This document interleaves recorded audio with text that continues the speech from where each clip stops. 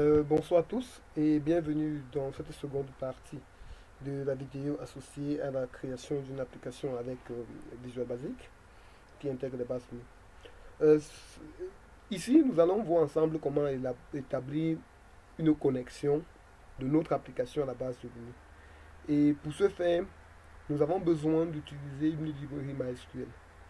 Euh, pour le cas de Visual Basic 2012, c'est un fichier, nous avons déjà téléchargé certains fichiers, mais la procédure standard est celle que je m'en vais vous décliner par euh, le processus suivant. En fonction de la version de Visual Studio que je vais utiliser, peu importe la version, que ce soit 2012 ou 2013, vous irez dans Tools, vous partez sur Extension and Update, vous faites un clic droit, un clic gauche là-dessus. Bien sûr, si c'est la version française, ce sera ajouter des extensions. Et vous partez, si c'est online, nous partons en ligne. Et nous venons ici saisir l'objet de notre recherche. Nous allons saisir ici là MySQL. Lorsque vous allez taper MySQL, cela va vous afficher MySQL ADO.NET Data Provider. Donc vous pouvez télécharger ici. Alors vous allez cliquer ici, vous cliquez sur Download.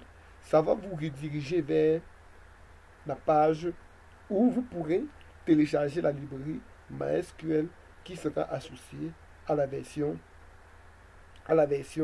de Visual Studio que vous utilisez. Mais pour nous, nous avons déjà téléchargé. Donc c'est pourquoi je ne vais plus cliquer sur Download. Mais vous devez cliquer sur Download là.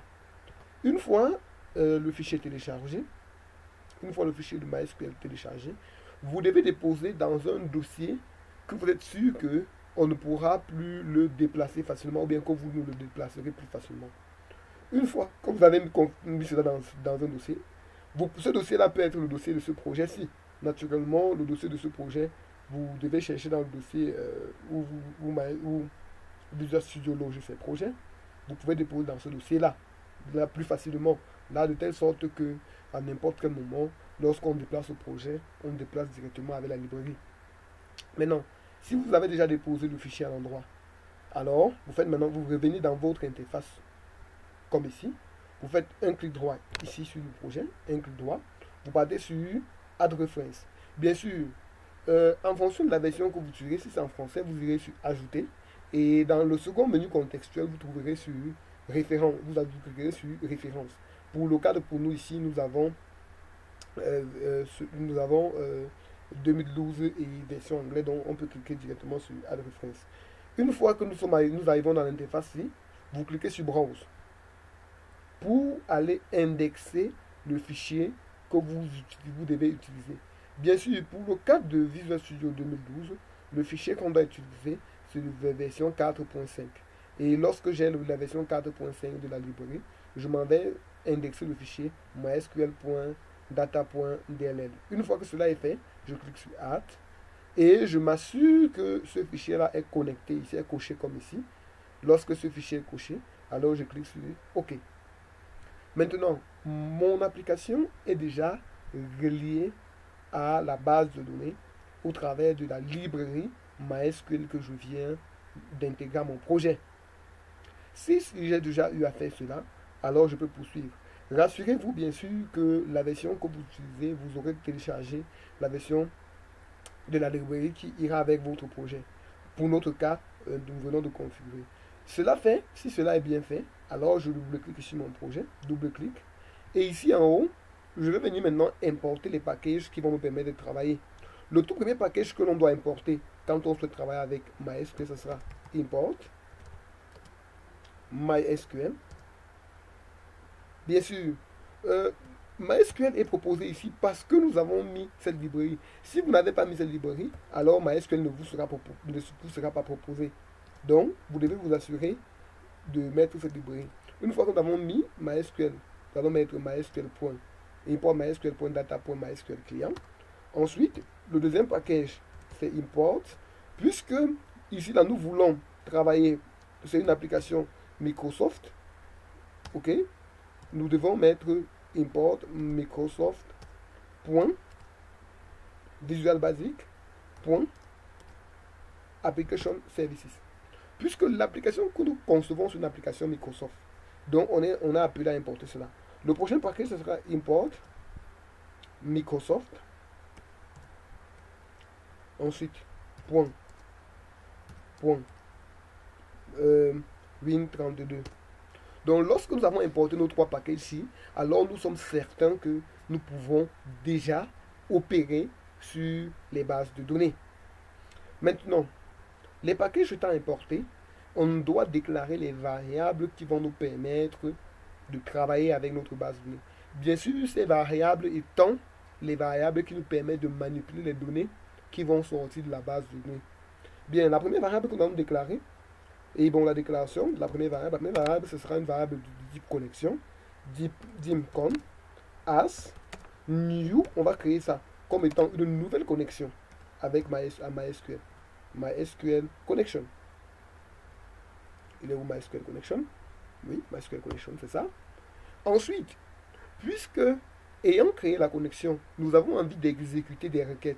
Et les requêtes, ici, là, pour Visual Basic, sont interprétées comme étant des commandes. Donc, une requête, que ce soit la sélection, une insertion, une modification, c'est une sorte de commande. Donc, ici, nous allons donc dire quoi? Dim, commande, bon, on peut l'appeler commande, as, new, MySQL commande. Donc, puisque ce sont des commandes qu'on allait exécuter. Ok. Maintenant, si nous avons les commandes qui sont exécutées, admettons que nous venions à exécuter une commande de sélection. Alors, les données qui seront récupérées de la base de données doivent pouvoir être stockées et manipulées.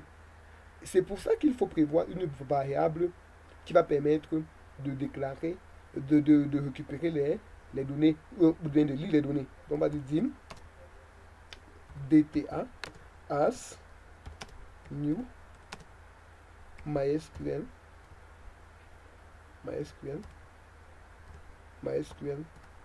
data reader. Bien, une fois que nous avons lu nos données, certaines données peuvent être appelées à être ajustées en fonction de l'espace où nous voulons assigner ces données. Et c'est pour ça que on a besoin d'adapter ces données-là. C'est pour ça que nous allons déclarer une variable dim data adapt. Data, on peut l'appeler data adapt as new MySQL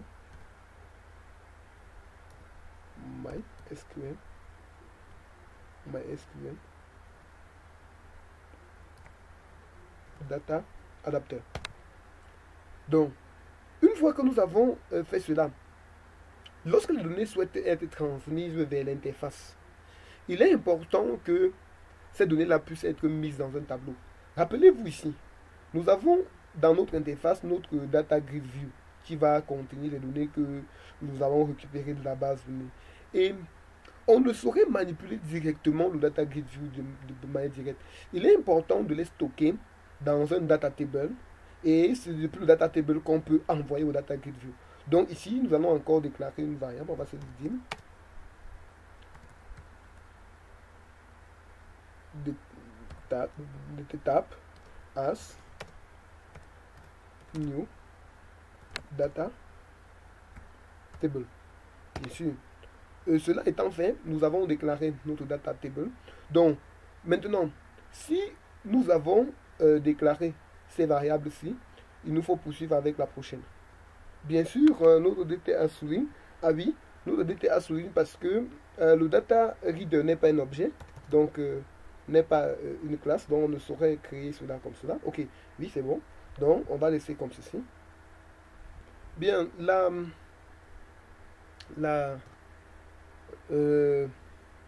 les variables étant déclarées maintenant, nous devons définir une méthode qui permet d'établir la connexion avec la base de données. Cette méthode-là, on va l'utiliser pour se connecter à la base de données. Et avant maintenant de définir les méthodes qui vont charger les données de la base de données ou écrire dans la base de données et ainsi de suite. Donc, premièrement, nous allons définir une méthode pour la connexion à la base de données.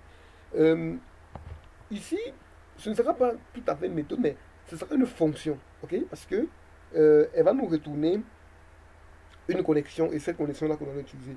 Donc, nous allons dire private, nous allons dire private, on va dire function, on va dire function connexion. Nous allons appeler, bon, on devrait mettre connexion comme ça, mettons connexion comme ceci, connexion as. Et ici, il faut mettre le type de retour. Et puisque ça va nous retourner quoi? Un MySQL connection. On va dire MySQL connection. Donc ça va nous retourner une connexion. Ok? Donc on va dire que c'est une fonction qui renvoie une connexion. Et on peut déjà dire que cette connexion, ça va nous renvoyer qui? On peut déjà dire que ça va nous renvoyer comme. Avant qu'on décide de configurer comme. Ok? Ça c'est déjà pour lever l'erreur. Maintenant, dans la fonction qui va retourner la connexion, il faut configurer la connexion.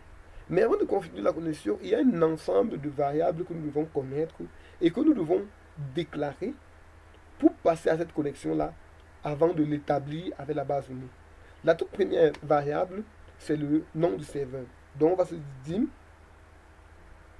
dim nom serveur,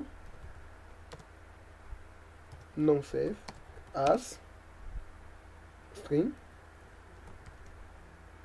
string. Et bon, le nom du serveur là, on va donner quel nom? On va donner quel nom?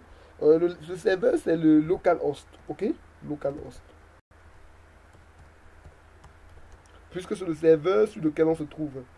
Ensuite, le nom du serveur, c'est le localhost.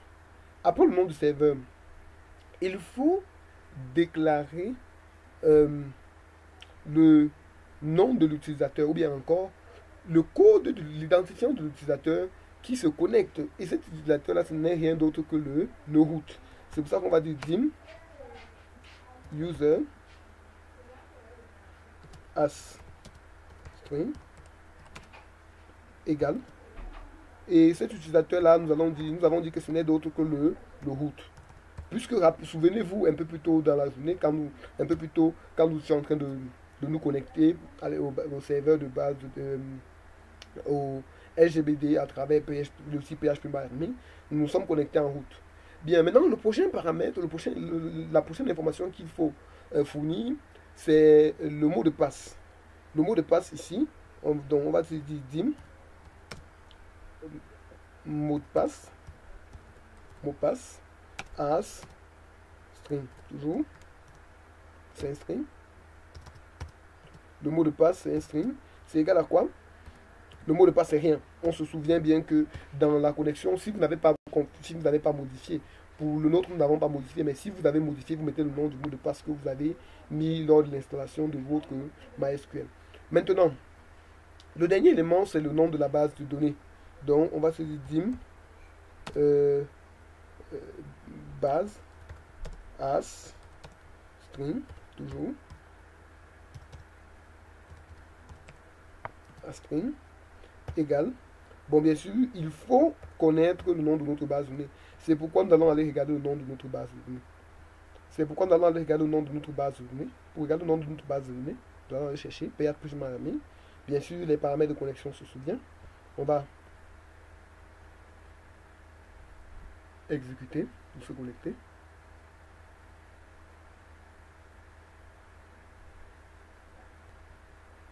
Bien. Notre base de données, un peu plus tôt, on avait dit que c'était la base de données quoi encore? Rappelez-moi. B2 joueurs. Ok, c'était la base de données B2 joueurs. Oui, c'était la base de données B2 joueurs. C'est vrai que pour cette base de données là, j'ai envie de pouvoir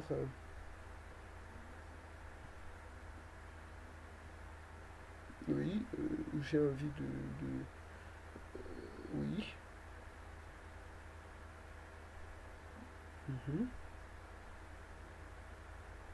Oui, j'ai envie de renommer la base de données. Il y a un qui manque là. B2 joueurs. Oui, j'ai rangé là. oui, c'est base BD joueur. Ok, c'est bon. Maintenant, oui, on se souvient, le nom de base c'est BD joueur. Donc, on peut revenir là, sur notre. Nous pouvons revenir sur notre NetBeans. Là. On va venir ici, c'est BD joueur. BD joueur. Vérifions bien que c'est ça. BD joueur. BD joueur. Ok. Maintenant, si nous avons fini avec la déclaration de nos variables, nous allons dire, nous allons nous connecter. Nous allons établir la chaîne de connexion. Dans la chaîne de connexion, nous allons donc dire, on va utiliser notre objet con que nous avons créé là en haut. On va dire con.connection string. Oui. Connection string égal. On va le dire égal. Maintenant, il est question de devoir configurer la chaîne de connexion. Et cette chaîne de connexion là, nous devons dire dans un premier temps, il va falloir lui dire, le premier paramètre c'est le nom du serveur. On se souvient, serveur égal. On va lui donner, on va mettre plus, on a donné nom serveur, oui, c'est ça, plus. Après avoir mis le nom du serveur, le prochain paramètre à insérer, c'est le point virgule, puisque pour chaque paramètre est séparé par un point virgule. Ok, vous devez vous souvenir de ça. Après, nom du serveur. Après le nom du serveur, le prochain paramètre à fournir, c'est le nom de l'utilisateur, oui. C'est le nom de l'utilisateur. On va dire user ID égal. On va lui donner le nom de l'utilisateur. On va dire plus, on a dit c'est user. Nous l'avons appelé user. On va se dire plus. Après ça, après le user ID, on va toujours mettre le point virgule, on se souvient, ne pas oublier. Après le nom de l'utilisateur, nous allons mettre maintenant nom d'utilisateur. Nous allons utiliser maintenant. On va mettre le mot de passe. Le mot de passe. Ok. On va mettre le mot de passe. On va dire password. Password égal. On va mettre plus. Nous allons appeler ça mot de passe. Mot de passe, oui. Après le mot de passe, on va mettre notre point virgule. Oui, c'est ça. Après le mot de passe, nous devons donner le nom de la base. Nom de la base, on va dire. Nom de la base, on va se dire database. Database. Et on va se donner le nom de la base. On va se dire c'est la base. Bien oui. Là, notre chaîne de connexion est configurée. Et si nous avons bien configuré la chaîne de connexion. Alors, si nous avons bien configuré la chaîne de connexion, alors on peut estimer que notre connexion est établie. Et nous allons retourner cette connexion-là. Cette connexion-là que nous allons retourner ici. Bien. Maintenant, puisque nous souhaitons que au démarrage de notre application, rappelez-vous, lorsque nous exécutons l'application, par exemple là,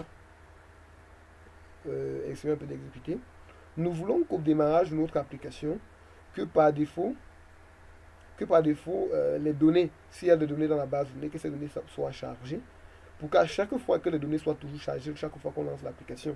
Donc nous allons revenir là-dessus. Nous allons revenir pour essayer de configurer ça. Pour ça, nous devons définir une méthode de mise à jour de la table. On va définir une méthode de mise à jour. On va dire, bon, cette méthode-là, c'est une procédure, ce n'est pas une fonction, donc du coup, elle ne renvoie rien. On va dire private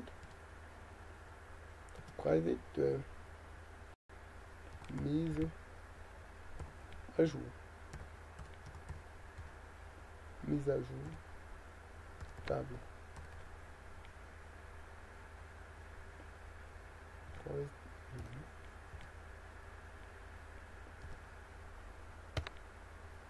Bon, bien sûr, j'allais oublier, c'est une méthode, il faut mettre le sup. Donc, faut pas oublier ça. Ok, c'est une méthode. Comme c'est une méthode, on n'oublie pas le sup. Ok. Bien, dans cette méthode-ci, justement, dans la méthode de mise à jour, euh, nous devons récupérer la connexion d'abord. D'une part, on doit récupérer la connexion qui sera créée, ou en d'autres termes, on doit créer la connexion. Euh, pour créer la connexion, donc on devrait avoir une variable qui est aussi de type connexion, donc euh, on peut se permettre de déclarer une variable, on va l'appeler connexion connect, comme ça, on va l'appeler connect, comme ça, connect comme ça, et cette variable là aura pour but de récupérer la connexion qui a été configurée dans la fonction. Donc on va dire quoi? Connect va récupérer la connexion qui sera envoyée par la connexion par connexion. Donc on va appeler connexion. On va dire connexion. Vous voyez notre méthode de connexion. Puisque c'est une méthode, il faudrait qu'on appelle connexion pour récupérer cette connexion là. Et cette connexion là, on va l'utiliser donc pour l'ouvrir. Donc on va se dire connect notre objet point open.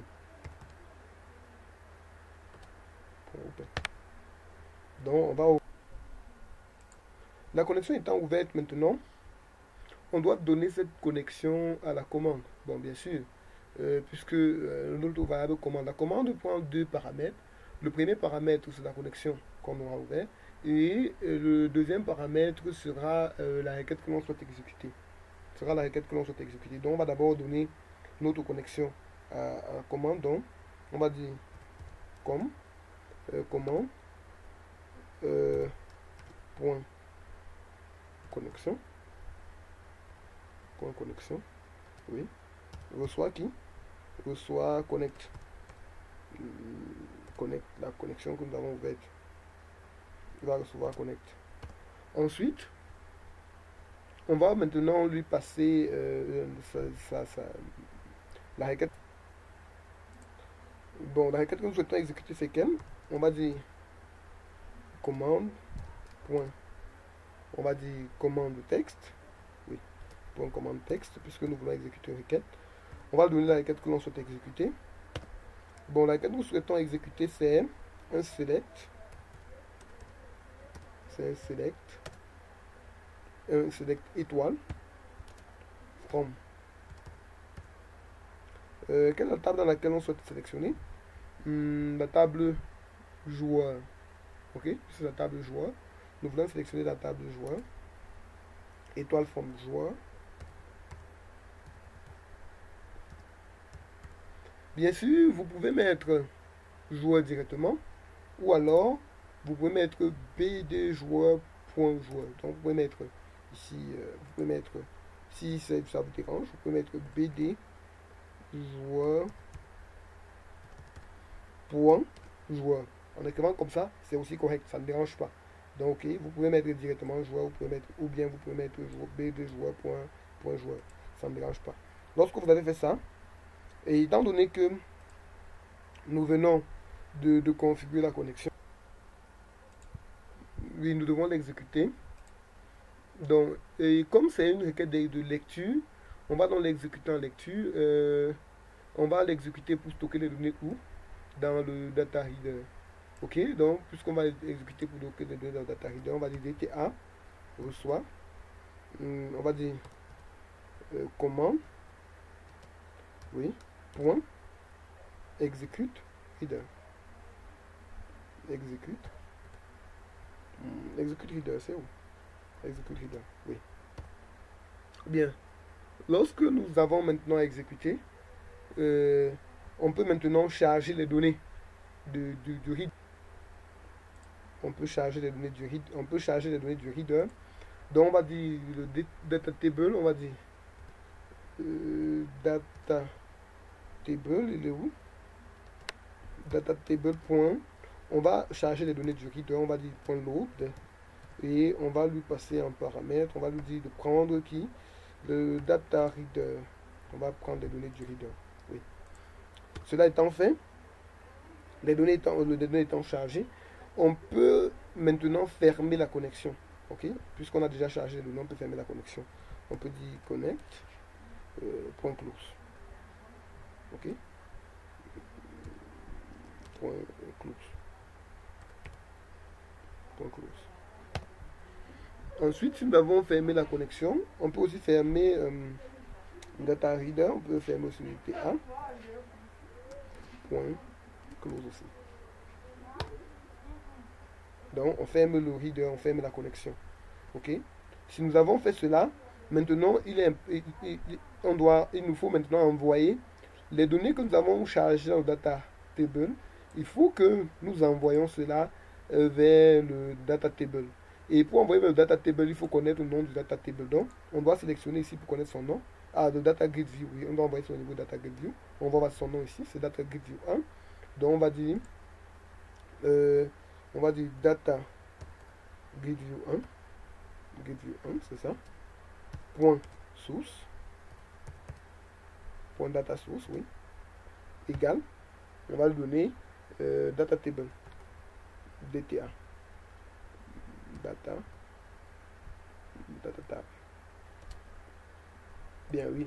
Si nous avons fait ça, alors on peut maintenant se dire que on a récupéré les données de la base. Les données étant chargées, cette méthode ne peut être exécutée, comme toute méthode, cette méthode ne peut être exécutée que lorsqu'elle est appelée. Et donc, puisque nous souhaitons que cette méthode puisse être exécutée, nous devons l'appeler. Et pour l'appeler, nous allons revenir sur ceci. Nous allons double-cliquer sur la fenêtre pour être sûr que nous tombons au niveau du code de la fenêtre. Sachant que chaque fois que le projet sera lancé, il faudrait qu'on appelle la méthode pour qu'elle vienne mettre à jour les données de la table. Donc, pour ça, nous allons appeler dans le code de la table ici. On va l'appeler mise à jour. Donc, à chaque fois que nous allons exécuter l'application, mise à jour, on va avoir les données. On peut exécuter pour voir, on peut tester pour voir. Bien, ok. On peut voir déjà ici que nous avons du vide. Nous avons du vide ici tout simplement parce que il n'y a pas de données dans notre base de données. Et bien sûr, nous n'avons pas encore défini le code d'insertion. Mais si oui, si nous partons au niveau de notre base de données, si nous partons dans notre base de données là, dans la base de données joueur, si nous partons ici et dans insertion, si nous partons dans insertion, dans insérer, puisque le nom du joueur c'est un auto-incrément, on va dire Tati. Si on insère un joueur Tati, l'adresse, on va dire Yaoundé Mendon. Yaoundé Mendon. Nombre de points, on dit il a 500 points. Et l'autre nom, c'est, on peut dire nom de joueur Timafa. Timafa. L'adresse, c'est Yaoundé Tinga. Yaoundé Tinga. Et le nombre de points, c'est 120 points. Et si nous cliquons sur exécuter, nous revenons sur notre application. Nous venons sur notre application et nous exécutons l'application. On va voir que les deux données sont chargées. Oui, les deux données sont chargées. Donc à ce niveau-ci, les données sont chargées. Au fur et à mesure que nous allons les insérer dans la base de données, ces données seront chargées. Maintenant, nous allons aller définir, puisque pour le moment, nous récupérons les données qui ont déjà été stockées dans la base de données. Il faut maintenant définir de telle sorte que, en cliquant sur ajouter, que l'on récupère les données d'ici. Et ce sont ces données-là que nous envoyons vers la base de données. Ça, c'est le prochain objectif que nous devons atteindre à partir de ce que nous sommes en train de faire. Sur ce, rendez-vous dans la prochaine vidéo où nous mettrons ensemble le bouton ajouter.